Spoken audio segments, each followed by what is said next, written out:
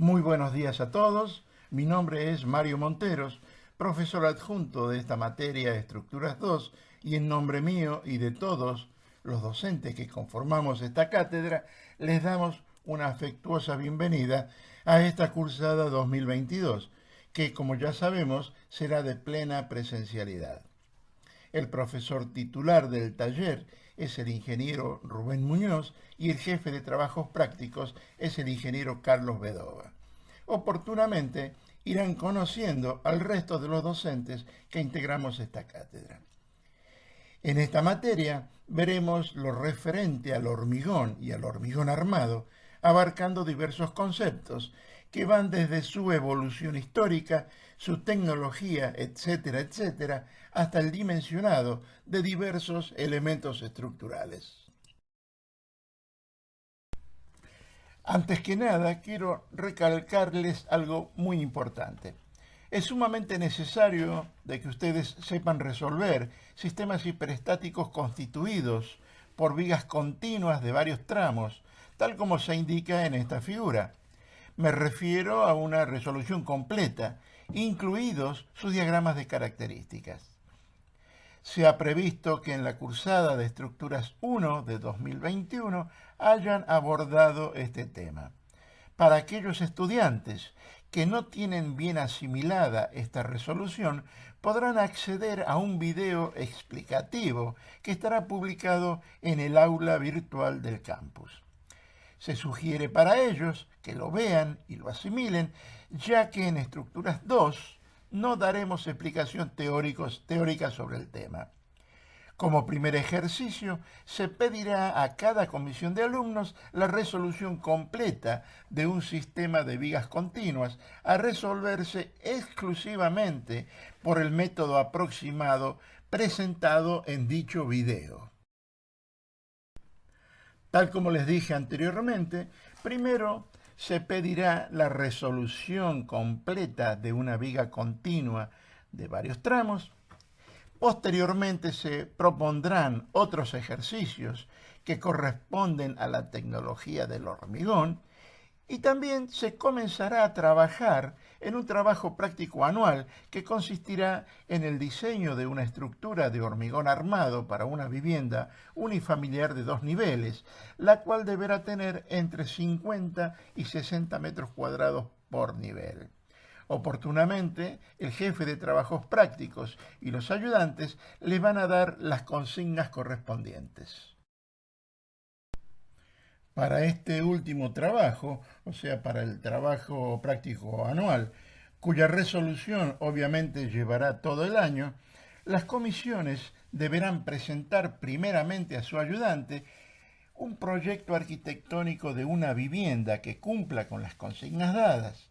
Una vez aprobado este proyecto, deberán plantear el esquema estructural para la misma para posteriormente realizar los predimensionados, los análisis de cargas, el cálculo de solicitaciones y el dimensionado de todas las piezas que conforman a la estructura. Esto quiere decir que deberán calcularse las losas, las vigas, las columnas y las bases. Ahora bien, como cierre final, con todo lo que se ha elaborado durante el año, deberá conformarse la documentación técnica, la cual estará constituida por lo siguiente: los planos de arquitectura, los planos esquemáticos, las planillas de losas, vigas, columnas y bases, los planos de replanteo de hormigón y de mampostería, los planos de detalle, etcétera, etcétera. Una vez completada la resolución y aprobación del 100% de los trabajos prácticos, la aprobación de 2 parciales y el 80% de asistencia a la corrección de dichos trabajos prácticos, el alumno estará en condiciones de tener la cursada aprobada e ir posteriormente al examen final como alumno regular. Más adelante vamos a dar más precisiones sobre esto último. Muy bien, a continuación, y para comenzar con el desarrollo de contenidos, presentaremos un resumen de la cronología del hormigón y del hormigón armado, preparado por el arquitecto Roberto Caron, ex profesor adjunto de esta cátedra.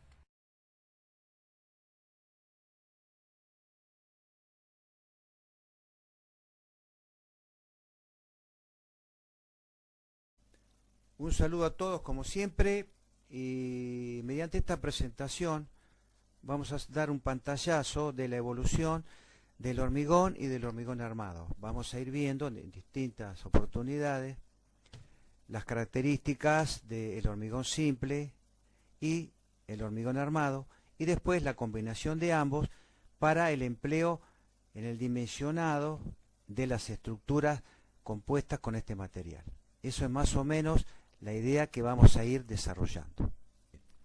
Hablemos de el hormigón.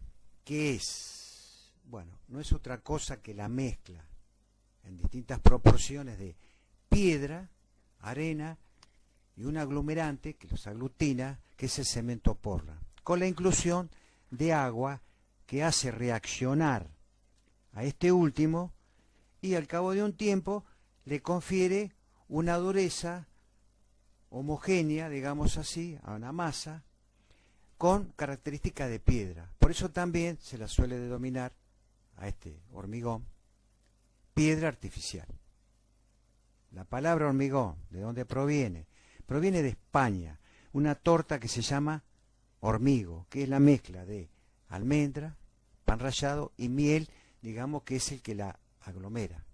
Entonces, usando esta semejanza a esta mezcla de piedra, arena y cemento, se la denominó hormigón. Esa es más o menos una pequeña reseña de lo que es este material que nosotros usamos en la construcción para distintas finalidades. Lo que podemos observar en esta diapositiva es un trozo de hormigón romano que dista mucho de lo que son los hormigones modernos, pero digamos es el primer inicio de esto. Estaba constituido solamente de piedra y cal, eventualmente cenizas volcánicas. Se le agregaba agua, se hacía esta mezcla y se usaba para moldear, es decir, donde había que hacer muros de contención, pavimentos, y evitaban una mano de obra muy calificada para esa época, como podían ser muros de piedra, acueductos o el empleo de la técnica del ladrillo. Así, digamos, son los primeros esbozos de lo que es el hormigón. Este señor, Joseph Lambot, tenía en Francia una serie de barcazas de madera que sufrían el deterioro propio del material que estaban construidas. Decide entonces incursionar en la construcción en este nuevo material y las pone a prueba. Sucede que comienzan a fisurarse, a agrietarse y romperse, porque advierte que este nuevo material no tomaba bien, o sea, no se comportaba bien a los esfuerzos de flexión. La flexión, como todos sabemos, genera tracciones. Y este material, el hormigón, no era apropiado para tomarlo. Decide entonces incorporarle una malla metálica a la masa, que le confería características que este otro nuevo material no tenía. Así es como, en alguna medida, nace el hormigón armado, que el concepto lo tenemos hasta nuestros días. Entonces, ¿qué es esto? El hormigón armado en sí. Es una combinación de hormigón simple con la inclusión de una armadura, generalmente es acero, que genera esfuerzos internos únicos para equilibrar solicitaciones de distintas características o tipo. Eso es este nuevo material. Las ideas de Lambot fueron usadas, aplicadas a gran escala. Nosotros podemos ver en la diapositiva de la izquierda el casco de un barco de bastante envergadura. Vemos que está en la etapa de todo lo que es armadura. Vemos las cuadernas y el armado del fondo en una malla metálica. Después viene la aplicación de el hormigón propiamente dicho para terminar de darle forma. A la derecha, un barco más moderno, también ejecutado con la misma técnica y el mismo material. Llegó esta utilización de esta técnica, llegó hasta avanzada la Segunda Guerra Mundial. En Normandía, muchas barcazas que se usaron precisamente estaban hechas, construidas en hormigón armado. Esa es más o menos la evolución que iba teniendo a través de la historia este tipo de empleo material. La aplicación de este nuevo material va tomando distintos rumbos, algunos de gran envergadura, otros de menor. Este señor, José Monnier, construía maceteros, tanques, conductos, alcantarillas, puentes y dinteles, entre otras cosas, que iba al lugar y los montaba. Es decir, él los fabricaba en su taller y después hacía todo el proceso de instalación en el lugar donde se requería. Es decir, que con este señor, José Monnier, aparece el concepto de prefabricación. El hormigón nace en alguna medida como prefabricado. Un puente del señor José Monnier, prefabricado, o sea, construido en sus talleres y montado sobre el lugar. Esta es una foto de la actualidad y como podemos ver todavía se mantiene en pie. Bien, este material novedoso para la época seguía su evolución, digamos, seguía su avance. Esta vivienda que vemos ahí tiene la incorporación de algo que hasta el momento no se hacía. Los entrepisos, hasta ese momento, se hacían en madera o en perfilería. Madera sufría los deterioros propios de este material, los incendios, los insectos, la podredumbre. Y en el caso del acero, generalmente era el costo de la mano de obra y el costo del material en sí.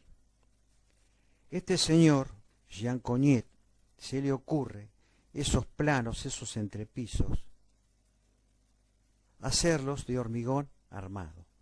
Entonces, creaba un tablado, que nosotros hoy lo denominamos encofrado, ponía la armadura en malla sobre estos planos y le agregaba hormigón.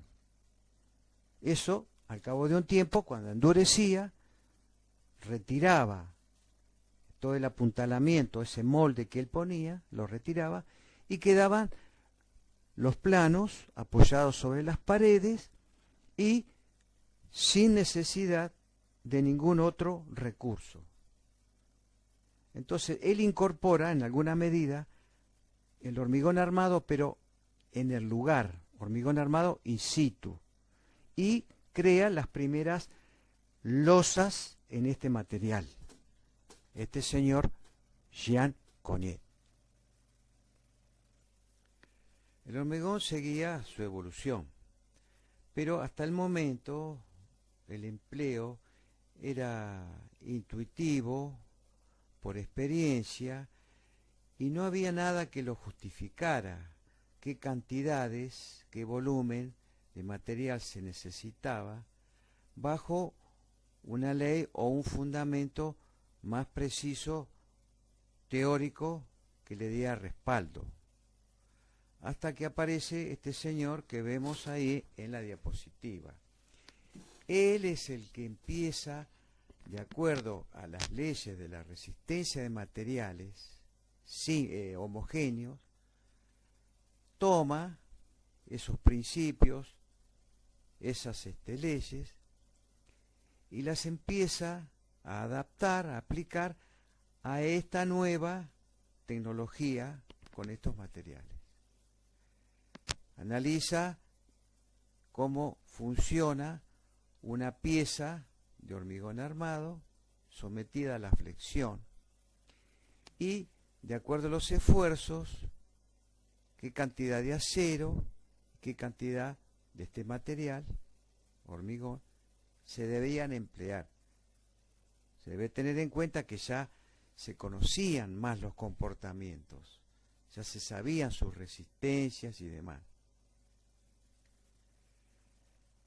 A la derecha, una estructura ejecutada por este señor, François Genevieve.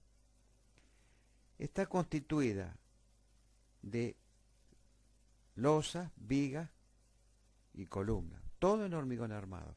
Uno de los primeros edificios construidos con este material y esta técnica. Y dio el paso al empleo por muchísimo más protagonistas, empresarios y ya una difusión mucho más masiva de este tipo de tecnología. El hormigón se sigue investigando con mucha más profundidad. Este señor Morch y Richter, sobre todo el primero, realiza trabajos inherentes al análisis teórico del hormigón armado.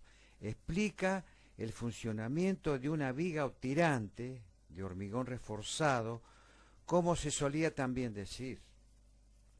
El estudio profundo de cómo afectan las solicitaciones de corte a este tipo de piezas y una profunda investigación que aún hoy se siguen empleando. Colabora en la redacción de reglamentos, afines, etcétera, etcétera. Hoy podemos ver en cualquier biblioteca libros escritos por este señor, que todavía tienen vigencia.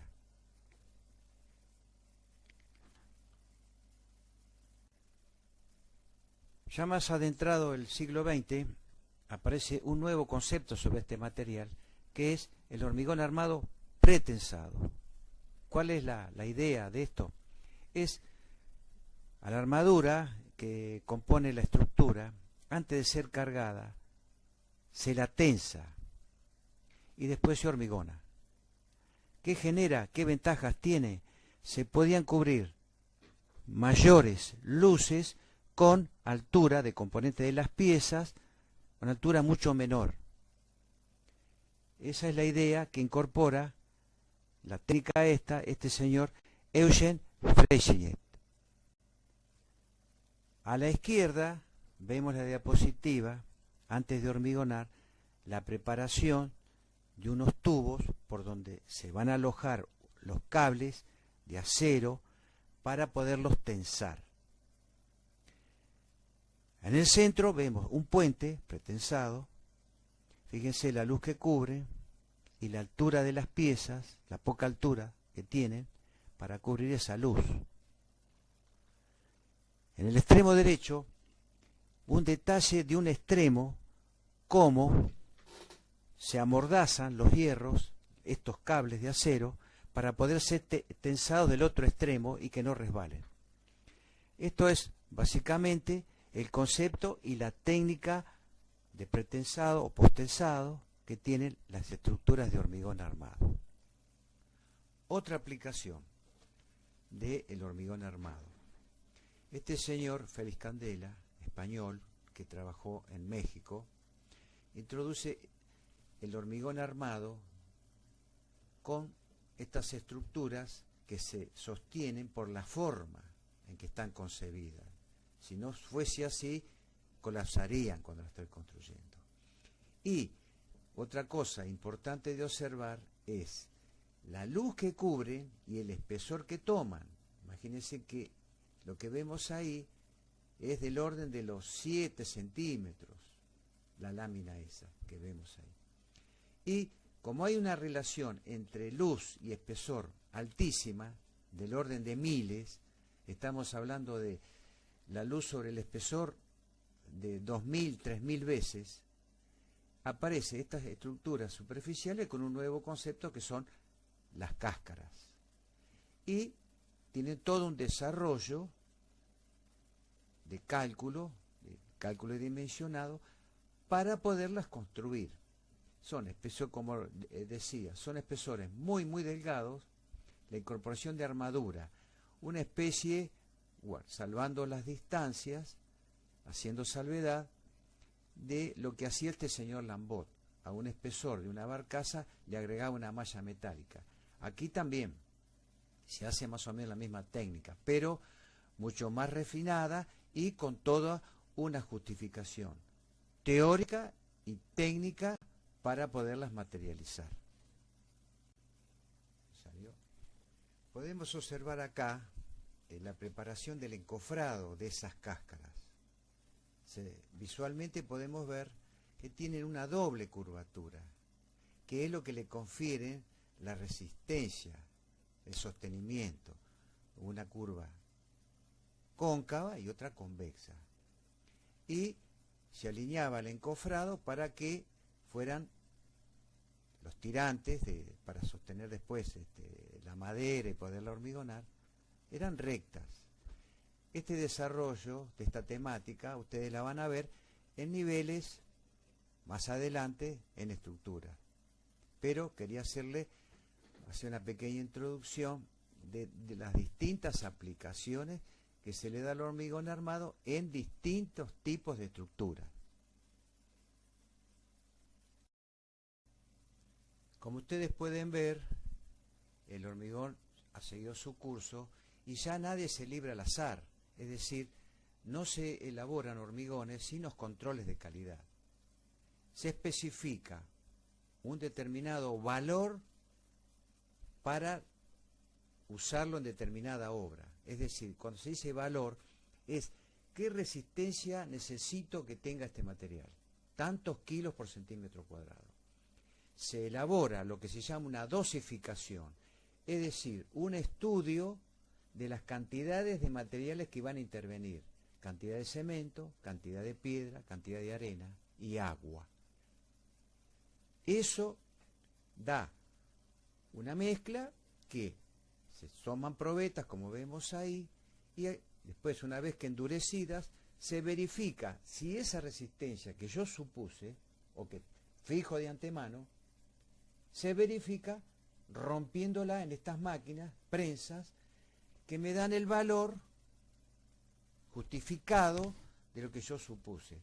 Caso contrario, tendré que reelaborar esa mezcla, esas proporciones que yo puse, para volver a verificarlo hasta que se obtenga el valor que uno ha tenido en cuenta para poder dimensionar una determinada estructura o trabajar con esas tensiones en una determinada estructura.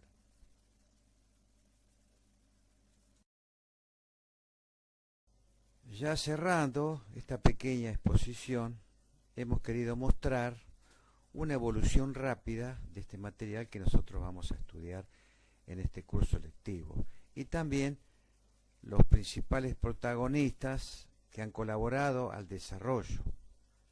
Por supuesto que hay muchísimos más, pero hemos así, a efectos de un pantallazo, cuáles han sido los principales, digamos así. Vamos a después, en las próximas presentaciones, ya incursionar en el desarrollo específico de el hormigón en sí, el estudio de los componentes, cada uno, o sea, todo lo inherente a lo que abarca lo que se llama tecnología del hormigón. Desde ya, muchas gracias por el momento y nos veremos en la próxima. Vamos a tratar ahora sobre la tecnología del hormigón y del hormigón armado. Y primeramente vamos a hablar sobre la constitución básica del hormigón. Para ello vamos a decir que básicamente está constituido por agregados gruesos como la piedra partida o bien como el canto rodado, por el agregado fino como la arena, por el cemento Portland y por el agua potable. Como piedra partida, en nuestra región se utiliza la arenisca cuarzosa proveniente de las canteras de Batán o también las graníticas de Tandil, mientras que el canto rodado, que proviene de los ríos, prácticamente no es utilizado por estas zonas. La arena es utilizada en grado mediano proveniente de las playas de mar o de río. En las que provienen de las playas de mar es recomendable el lavado previo, ya que éstas contienen sales que luego atacan a las armaduras. Con respecto al cemento Portland que utilizamos, podemos decir que existen distintos tipos. Algunos de ellos son el cemento Portland normal, el cual es apto para todo tipo de construcciones. El cemento Portland compuesto, que puede ser con filler calcáreo y escorias. Este permite una mejor hidratación de la pasta, previniendo los ataques no muy agresivos de los sulfatos. El cemento Portland puzolánico, el cual es para uso general y con requerimientos de durabilidad y ataques de sulfatos en obras realizadas en el mar. El cemento Portland Ari, que quiere decir de alta resistencia inicial. Estos toman la primera parte, o sea, la primera fase de frague y endurecimiento, que vamos a explicar más adelante a qué se refiere. Lo toman muy rápido comparado con los cementos comunes, permitiendo en consecuencia un desmoldado mucho más rápido. En esta fotografía estamos viendo una cierta cantidad de hormigón fresco colocado en un recipiente. Los áridos gruesos y finos, que así también se los denominan, constituyen la parte pasiva de esta mezcla, mientras que la pasta de cemento y agua conforman el elemento activo o aglomerante, que, al endurecer, le confiere al conjunto una consistencia pétrea. La propiedad del cemento de tomar dureza la desarrolla al entrar en contacto con el agua. En ese momento se producen en el seno de esta masa reacciones químicas exotérmicas que la transforman en un sólido al envolver a los agregados, manteniéndolos unidos en forma monolítica en mayor o menor grado. El aglomerante, o sea, el cemento más agua, en su proceso de endurecimiento presenta dos fases. Ellas son el fraguado y el endurecimiento. El fraguado comienza en el mismo instante en que el cemento entra en contacto con el agua, en el cual comienza un proceso químico llamado de hidratación. Se caracteriza por el pasaje paulatino de la mezcla al estado de solidificación. Ahora bien, el tiempo de fraguado tiene una duración aproximada de entre 2 a 3 horas y depende de varios factores, tales como la humedad, la temperatura y los componentes propios de la mezcla. Luego de la fase 1, o sea, del fraguado, se inicia el proceso de endurecimiento, debiéndose esto a reacciones químicas más lentas de otros componentes del cemento. Este periodo dura años en el tiempo, cada vez con más lentitud, pero la resistencia en un 90 a 95% de su resistencia máxima se alcanza en aproximadamente 30 días. Es por ello que los ensayos de laboratorio que se realizan para determinar la resistencia del hormigón se realizan a los 28 días. Hablemos ahora de la relación agua-cemento. Para la preparación del hormigón, la relación agua-cemento, que quiere decir peso del agua dividido en el peso del cemento, tiene sus límites en cuanto a su proporción, y apartarse de ella afectaría directamente a la resistencia de la mezcla, a la trabajabilidad y a su durabilidad. Entendamos de que trabajable quiere decir que el material puede transportarse y colarse en los encofrados con mínimo esfuerzo y sin que éste se disgregue. Hay una ley que se conoce como ley de Abrams que dice lo siguiente: si se aumenta el contenido de agua sin variar la cantidad de cemento, disminuye la resistencia del hormigón. Esto puede observarse en el gráfico de la figura. el cual está referido a un determinado hormigón. En él se puede observar que a menor relación agua-cemento se presenta una mayor resistencia y que a mayor relación agua-cemento menor resistencia. Veamos un ejemplo. Supongamos que el contenido de cemento de un hormigón es de 300 kilogramos y que el contenido de agua es de 120 litros, o lo que es lo mismo, de 120 kilogramos. La relación agua-cemento es 0,40.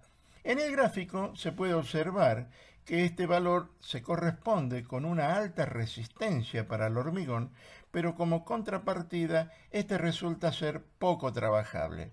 Por este motivo, se aconseja tomar a este valor de 0,40 como un valor mínimo de la relación. Otro ejemplo. Contenido de cemento 300 kilogramos y contenido de agua 195 litros. La relación agua-cemento es A sobre C igual a 0,65. Para este caso, el hormigón resulta muy trabajable, pero también resulta muy pobre en cuanto a su resistencia final. Por lo tanto, decimos que es antieconómico. La relación ideal agua-cemento se encuentra entre 0,50 y 0,55 y que para el caso del hormigón analizado en este gráfico, para A sobre C igual a 0,50, le corresponde una resistencia de 340 kilogramos sobre centímetros cuadrados. Hablemos ahora de la dosificación del hormigón. Vamos a decir que la dosificación del hormigón consiste en la determinación de las cantidades de los componentes que integrarán al mismo, para así lograr que éste tenga una determinada resistencia. O sea que debemos determinar las cantidades de cemento, de piedra, de arena y de agua que compondrán a la mezcla. Para esto existen métodos para la dosificación y también tablas que tienen en cuenta la resistencia que se desea alcanzar a los 28 días según la relación agua-cemento y según los tamaños y tipos de los agregados gruesos y finos. No obstante esto, la cantidad estándar de componentes que intervienen en la composición de un metro cúbico de hormigón la indicamos a continuación.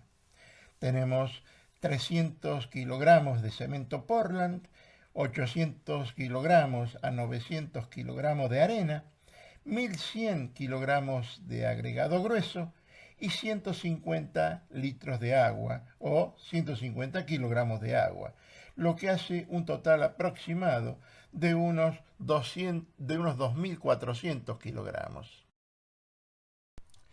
Se puede decir que un hormigón se encuentra bien dosificado cuando cumple con los requerimientos de resistencia, de durabilidad, de trabajabilidad y de economía. Como ya dijimos, la resistencia se obtiene en mayor o menor grado según la relación agua-cemento, ya que la misma acusa el crecimiento o decrecimiento de la misma. A su vez, la durabilidad depende de la capacidad del hormigón para resistir la acción de los agentes agresivos que están en el ambiente que los rodea, los cuales pueden ser sulfatos, cloruros, vapores ácidos, etcétera, etcétera. Los hormigones con baja relación agua-cemento se presentan como más durables, ya que al poseer menos cantidad de agua, existe menos porosidad y vasos capilares que se forman durante la evaporación. Muy bien, ya hablamos algo con respecto a la trabajabilidad del hormigón, pero debemos decir que los agregados gruesos y finos también intervienen en la misma. Así, por ejemplo, la piedra partida, por ser aplanada y de superficie rugosa, va en contra de la trabajabilidad, mientras que el canto rodado, por ser menos rugoso y de bordes redondeados, la mejora. La arena, por su parte, en cierta medida la favorece porque actúa como pequeñas bolillas que disminuyen la fricción entre las piedras. Muy bien, cumplido entonces los requerimientos de trabajabilidad, se deberá observar que el hormigón envuelva completamente a las armaduras, sin dejar hueco alguno, como los llamados nidos de abejas o coqueras. Observen la fotografía de la derecha. Con respecto a la economía, diremos que todo resultará económico cuando el menor costo lo logremos conseguir con la resistencia, la durabilidad y la trabajabilidad. Hablemos ahora con respecto a la consistencia y el asentamiento del hormigón. Con respecto a la trabajabilidad, vamos a agregar que también se la puede evaluar mediante el ensayo de asentamiento del hormigón, el cual se realiza antes de colocar el material en el encofrado. De esta manera, veremos si es apto para su uso o se debe rechazar.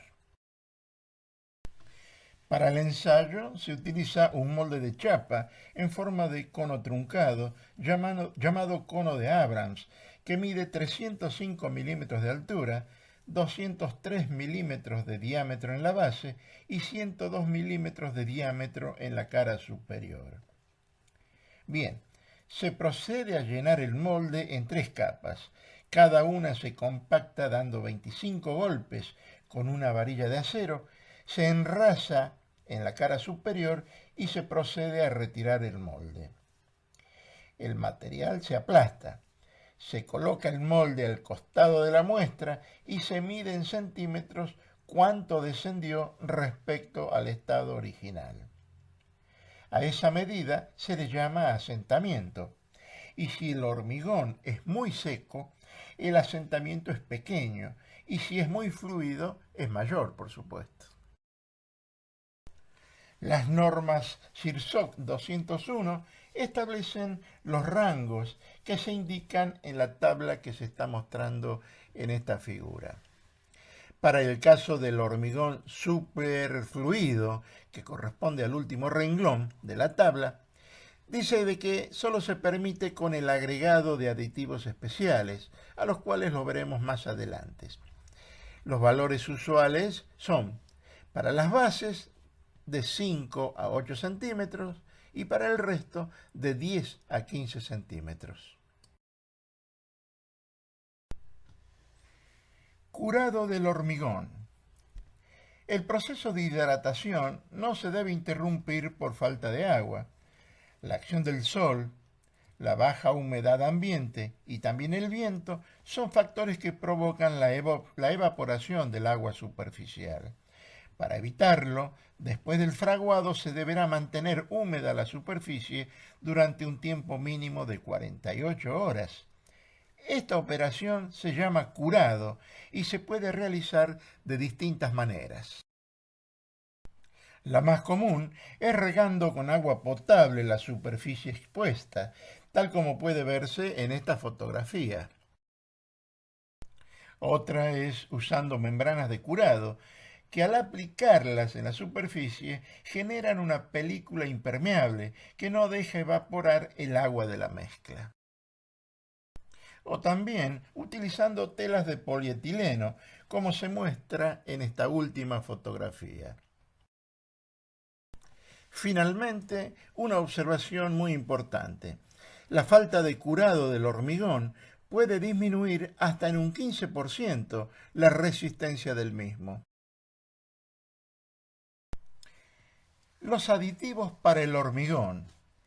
Estos son productos químicos que se agregan en pequeñas dosis al hormigón en el momento de su elaboración, con el propósito de mejorar o modificar ciertas propiedades según cada necesidad. Existe una gran variedad. Tenemos principalmente a los siguientes: a los acelerantes de resistencia, a los plastificantes, a los retardadores de fragüe y los incorporadores de aire. Muy bien, con esto hemos mencionado algunos de ellos. Existen más. Con los acelerantes de resistencia se logra que a los 7 días el hormigón adquiera la resistencia que le correspondería a los 28 días. Con los plastificantes logramos mejorar la trabajabilidad del hormigón sin aumentar el contenido de agua. Con los retardadores de fragua logramos mantener fresco al hormigón un tiempo superior al normal. Muy bien, con los incorporadores de aire se logran introducir en la masa de hormigón microburbujas, las cuales se comportan como un agregado fino que mejora la trabajabilidad, pero además, una vez endurecido el hormigón, estas interfieren en los posibles poros y conductos capilares, reduciendo la absorción de humedades o sustancias agresivas, mejorando la impermeabilidad y su durabilidad. En las fotografías que vemos a la derecha, se pueden distinguir distintas presentaciones de los aditivos de las firmas Sika y Protex. Vamos a hablar ahora de la resistencia característica del hormigón. Para determinar la resistencia a la compresión del hormigón, se realizan ensayos sobre probetas cilíndricas que tienen 30 centímetros de altura y 15 centímetros de diámetro. Estos ensayos se realizan a los 28 días de edad. En la fotografía podemos ver a una de esas probetas cilíndricas. Otros países utilizan otros tipos de probetas, como pueden ser, por ejemplo, las prismáticas y las cúbicas. Ahora bien, esta resistencia a la compresión a la que hacemos referencia recibe el nombre de resistencia característica del hormigón. Esta se obtiene a partir de una serie de ensayos sobre una cierta cantidad de probetas y se define como el valor de la resistencia que es superado por el 95% de los ensayos realizados. Las probetas son sometidas a compresión con cargas que van en aumento progresivo hasta la rotura de cada una de ellas. Se utiliza para esto una prensa hidráulica como la que se está mostrando en esta fotografía. Ahora bien, para cada una de las probetas se toma el registro en el momento de su rotura.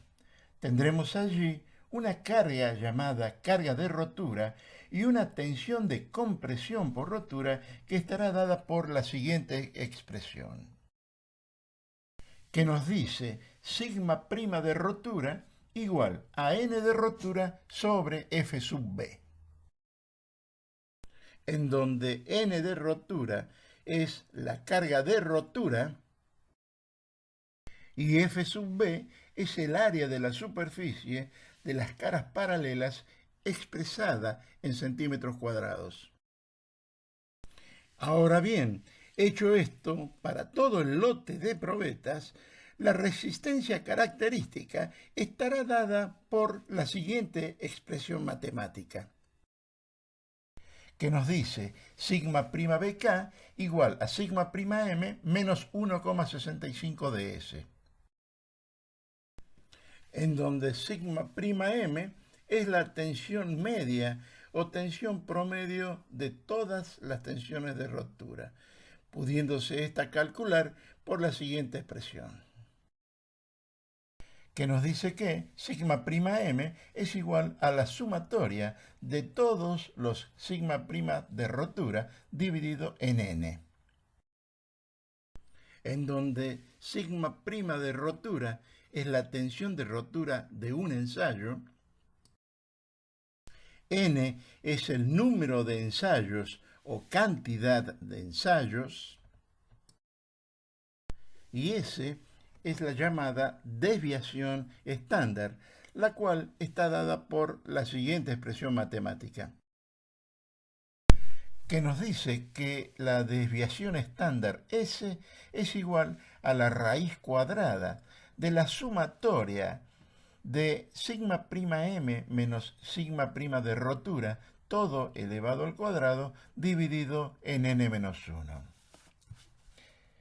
Ahora bien, después de esta presentación de teoría, vamos a mostrar a continuación un ejercicio práctico del cálculo de la resistencia característica sigma prima BK, basado en un trabajo desarrollado por el arquitecto Roberto Caron.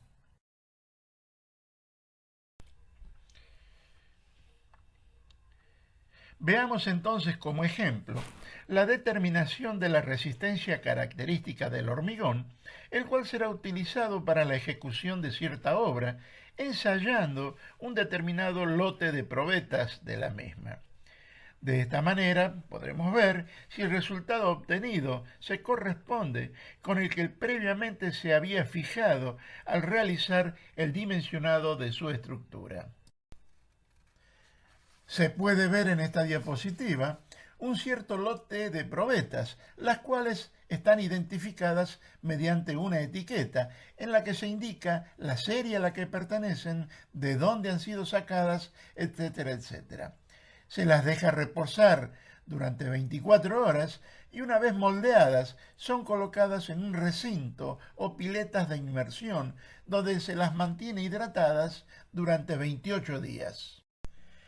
Ya cumplidos los 28 días, son sacadas de la zona de hidratación y se las prepara para el ensayo. Esta preparación consiste en realizar un encabezado con un material de azufre para asegurar un perfecto paralelismo en las caras extremas, o sea, en las caras superior e inferior. Luego, cada una es ensayada en una prensa hidráulica como la que se ve en la fotografía, sometiéndolas a compresión hasta su rotura.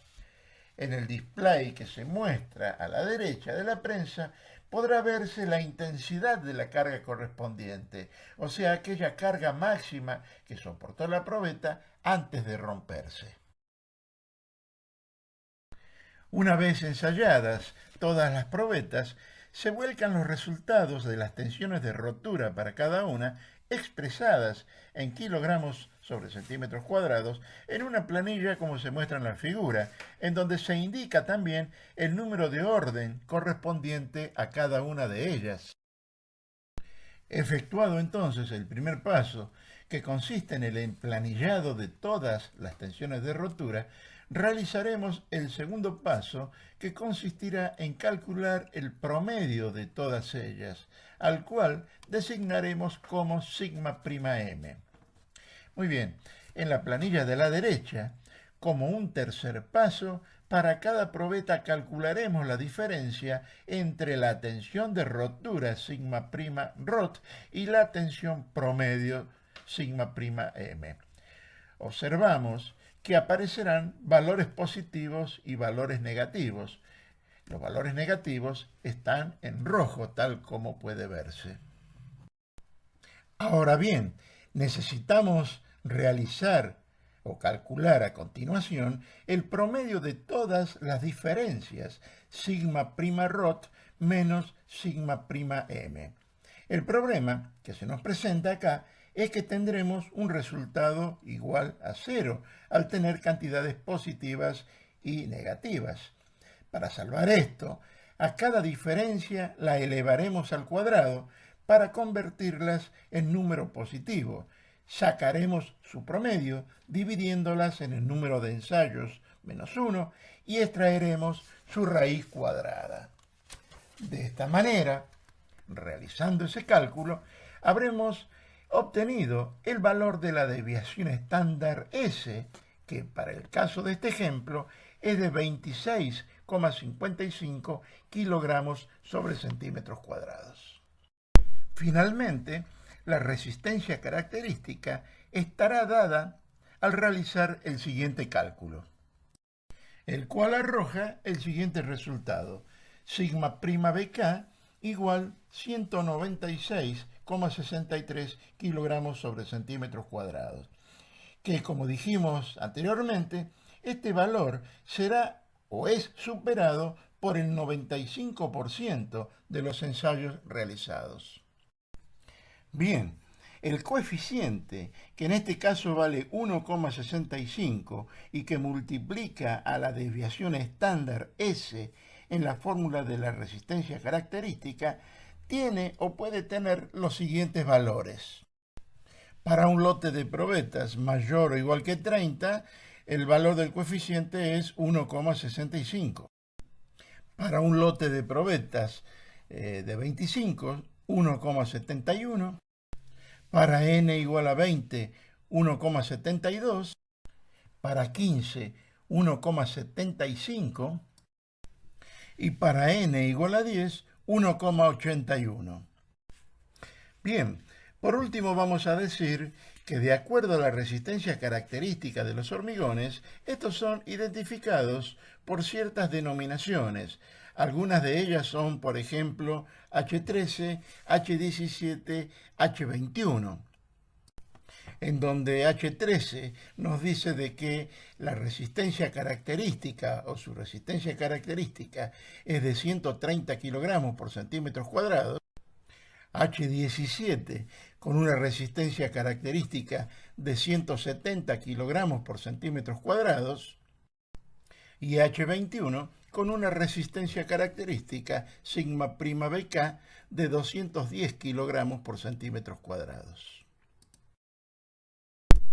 Vamos a analizar ahora el diagrama de tensiones y deformaciones cuando realizamos el ensayo a la compresión en una probeta de hormigón.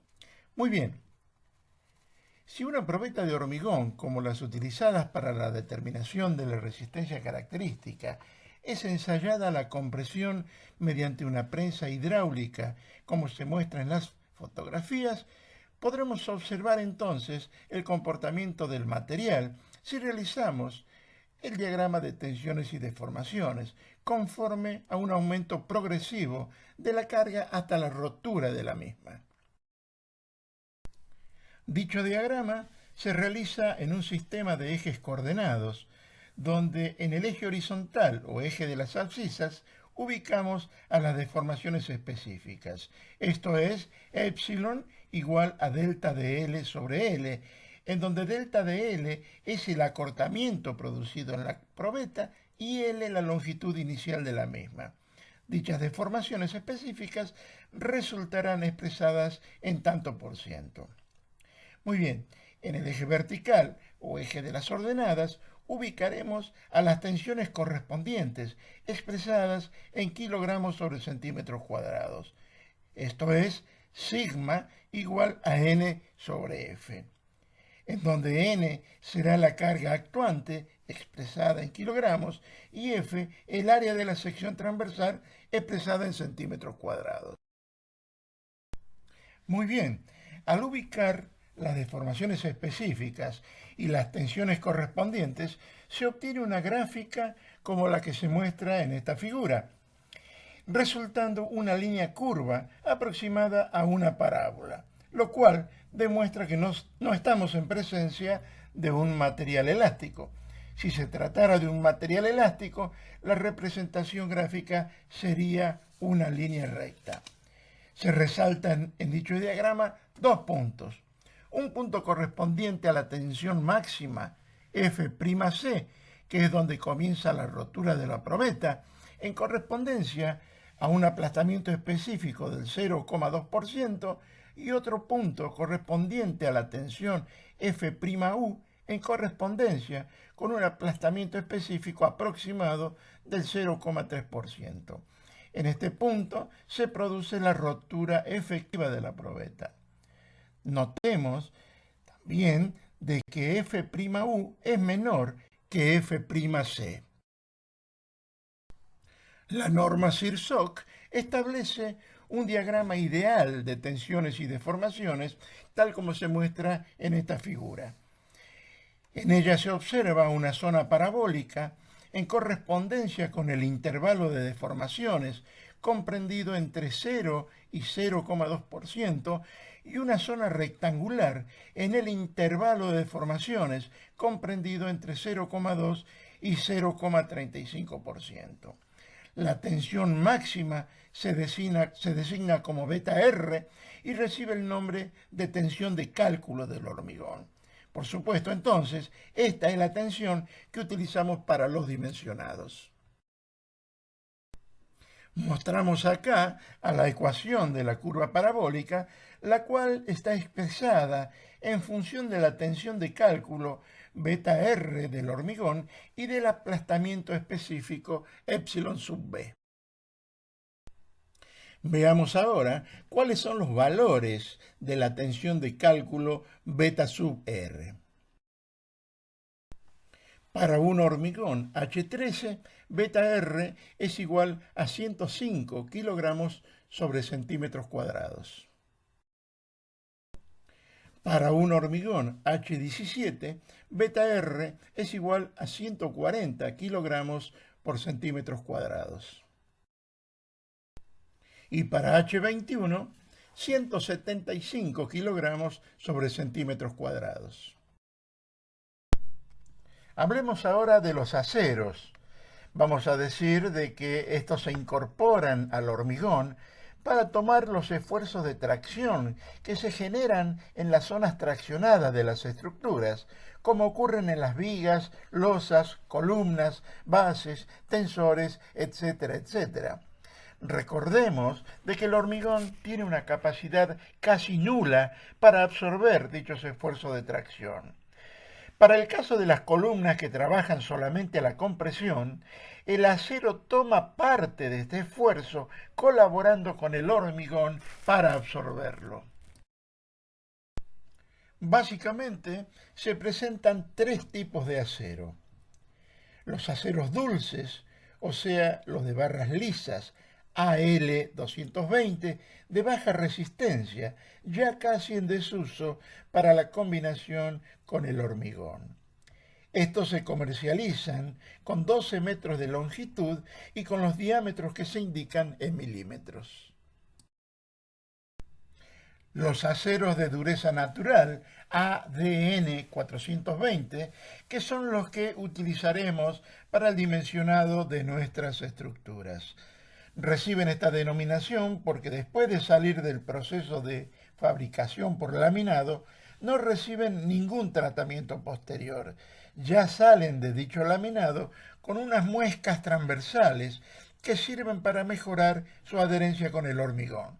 Se comercializan también con 12 metros de longitud y con los diámetros que también están indicados en milímetros.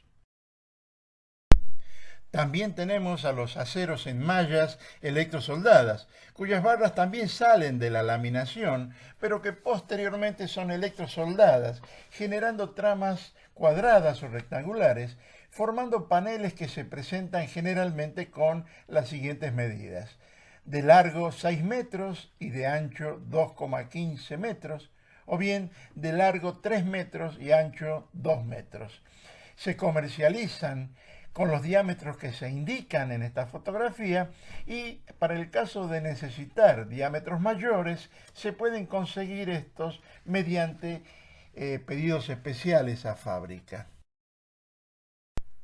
Vamos a mencionar también a los aceros de dureza mecánica, como los ADM 420 y ADM 500, que en la actualidad ya no se ven, pero que existieron en su momento. Eran barras que tenían un resalto longitudinal y que por el efecto de un estiramiento y de un torsionado generado posteriormente, dicho resalto se transformaba en una especie de hélice envolvente a la barra, la cual le generaba una mejor adherencia a la masa de hormigón. Vamos a ver ahora los diagramas de tensiones y deformaciones. Muy bien, así como una probeta de hormigón es sometida a un ensayo de compresión para ver el comportamiento de la misma utilizando un sistema de coordenadas de tensiones y deformaciones, también se realizan ensayos de tracción en probetas de acero constituidas por barras de unos 30 centímetros de longitud. En esta fotografía vemos a una máquina que puede ser utilizada para este ensayo. Volcando los resultados En el sistema de ejes coordenados sigma epsilon se obtiene la gráfica que se muestra en la figura. En esta se resaltan puntos que corresponden a determinadas tensiones y de las cuales hablamos a continuación. Sigma R, llamada tensión de rotura, es la máxima tensión que se produce en el ensayo. Se encuentra en correspondencia con el punto más alto de la curva. En dicho punto comienza la rotura de la pieza. Sigma F, llamada tensión de fluencia, se encuentra en correspondencia con el punto D de la curva.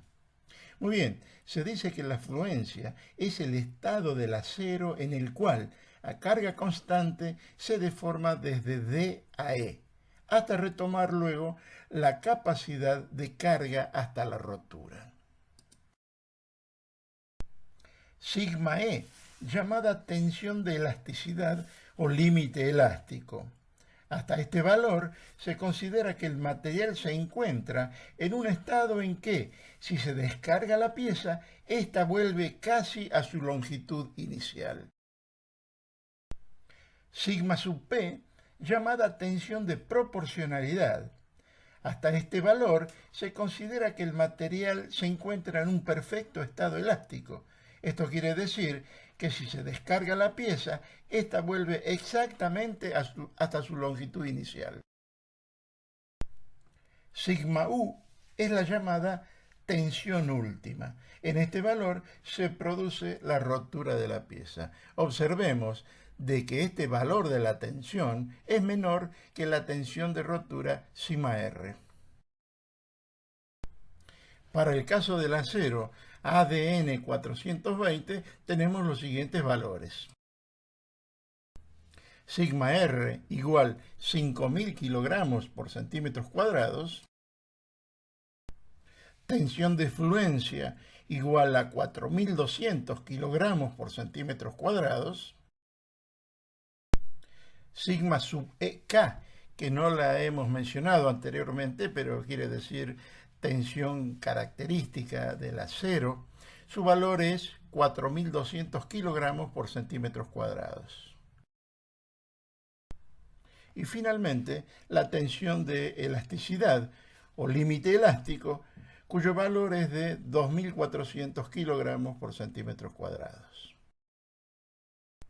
En esta diapositiva se muestra un diagrama de tensiones, deformaciones, para el acero, simplificado en su tensión de fluencia, según la norma SIRSOC para distintos tipos de aceros. Así, por ejemplo, vemos el acero que está representado por la línea roja inferior, en donde dice beta sub S igual a 2.200 kilogramos por centímetros cuadrados, quiere decir tensión de fluencia 2.200 kilogramos por centímetros cuadrados. De la misma manera, en la parte superior, en la línea roja, dice tensión de fluencia igual a 5.500 kilogramos por centímetros cuadrados. La norma SIRSOC los clasifica a los aceros como acero tipo 1, acero tipo 3, acero tipo 4 y acero tipo 5. Así, por ejemplo, en el acero tipo 1, que dice AB22, significa acero en barra 22, y a su lado una leyenda que dice beta sub ST 2234. El primer número 22 significa que la tensión de fluencia es de 2.200 kilogramos por centímetros cuadrados y el segundo número 34 nos dice que la tensión de rotura es de 3.400 kilogramos por centímetros cuadrados.